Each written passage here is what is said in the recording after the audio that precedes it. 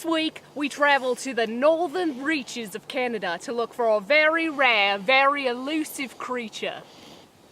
Here in beautiful northern Saskatchewan, I'll be putting my expertise and survival skills to the test to try and catch a glimpse of the Saskatchewan Archaeologist. I'm Leslie Grylls and this is Off the Grid with Leslie Grylls.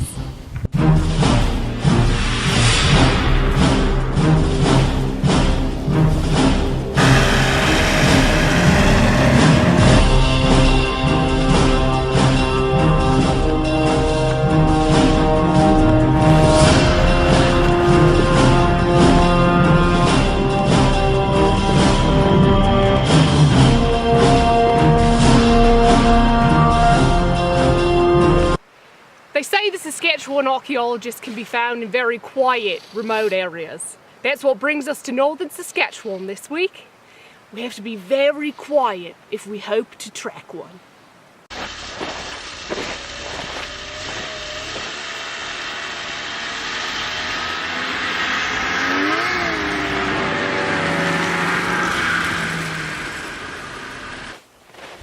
The Saskatchewan Archaeologist is known for its digging.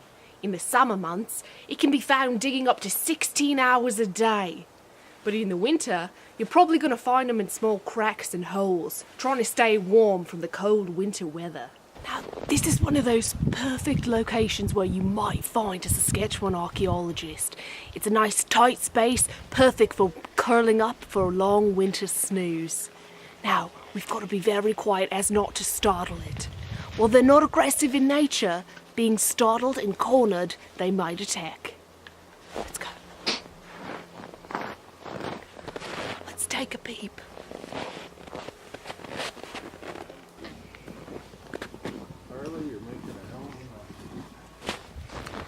It's empty. We're gonna have to go try somewhere else.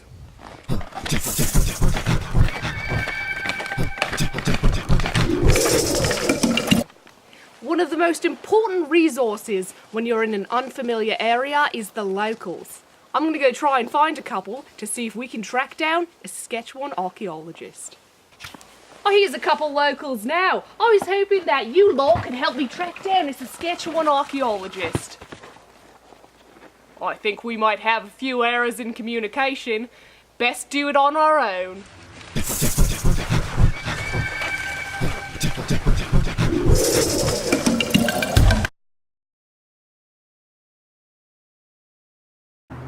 Oh, we didn't have any luck in northern Saskatchewan, so now we're down here in Saskatoon, Saskatchewan, hot on the trail of the Saskatchewan Archaeologist.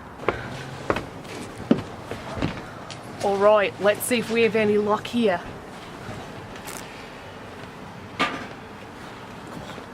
Don't want to startle it. I think we found one. We've got to stay very quiet.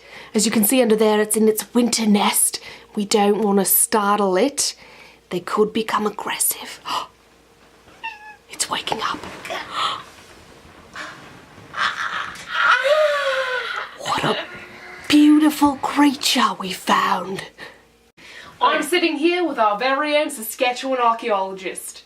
Took us months to track, but here we are, sitting with this beautiful creature. Why don't you give us your name? Hi, I'm Jen. Jen, what is it like being a Saskatchewan Archaeologist? It's really exciting. I have a lot of fun doing it. I get to work outside a lot. Yeah, it's great. That's awesome. What does it take to be a Saskatchewan Archaeologist? Well, if you want to be an archaeologist, you have to go do a lot of school. I went to the University of Saskatchewan and I got my Bachelor of Arts degree in archaeology. And then I also did my master's degree in archaeology. Does anyone that wants to be an archaeologist need a master's? No, actually, you don't have to have a master's degree, but if you want to have full-time work, it's necessary to have one, I would say. Other than that, you need a lot of experience, which is kind of hard to get, so. And what does it look like on a typical day in the field? Oh, so a typical day in the field, usually we have to wake up really early because oftentimes we work in the summer, and in Saskatchewan it gets really hot in the summertime.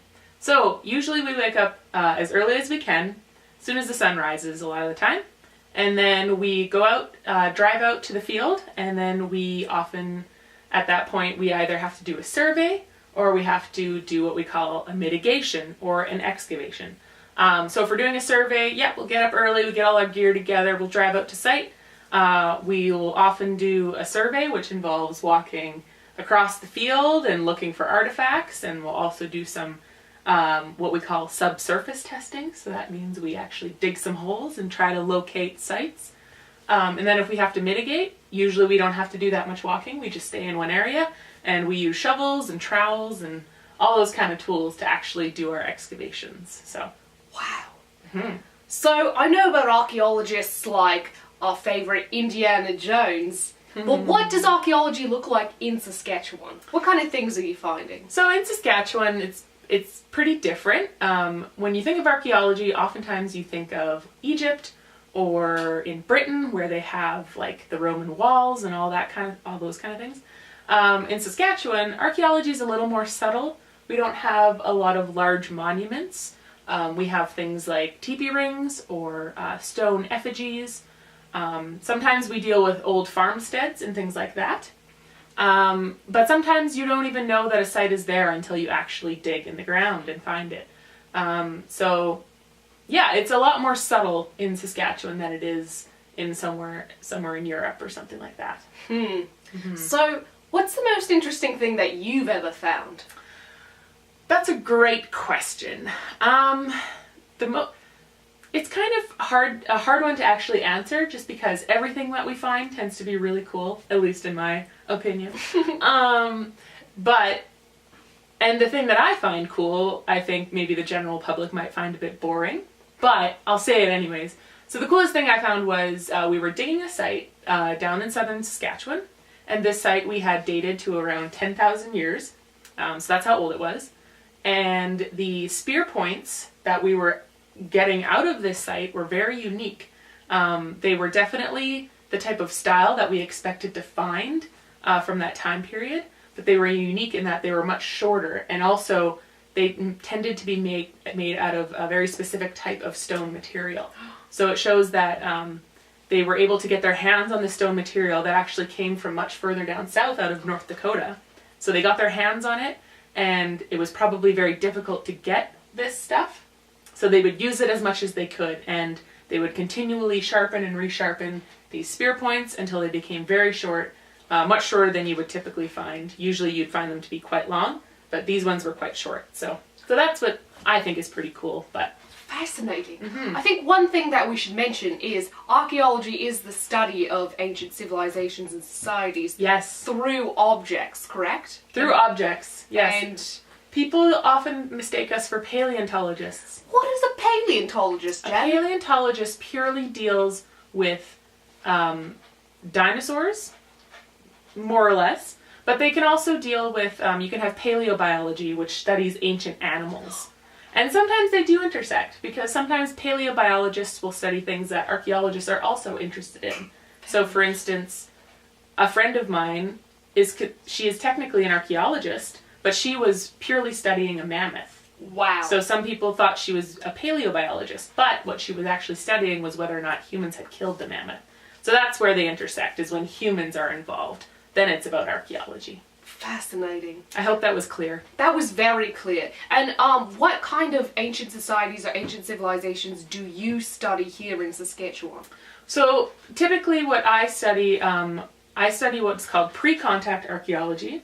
And so pre-contact archaeology in North America is studying all of the human cultures that existed in North America prior to Europeans making contact with North America. So it's kind of a really Eurocentric term, but it is what we use to identify groups that existed prior to Columbus coming over to North America. So for my master's degree, I actually studied groups that lived on the plains around 7,000 years ago. Wow. Yeah, right here in Saskatchewan too. So wow, right under our feet. Right under our feet. Well, thank you so much, Jen. I know that you were taking a long winter's nap, and I interrupted that. Yes, I would like you to leave soon. I need to get back to my sleep. And I've got to get back to Australia. Wow, what a fascinating creature that was. Well, tune in next week where we track down a Swedish astrophysicist. This has been Off the Grid with Leslie Stroud. I'm Leslie Stroud. Directed by, filmed, produced by me, Leslie Stroud. Starring Leslie Stroud. I'll catch you next week. Stay off the grid, folks.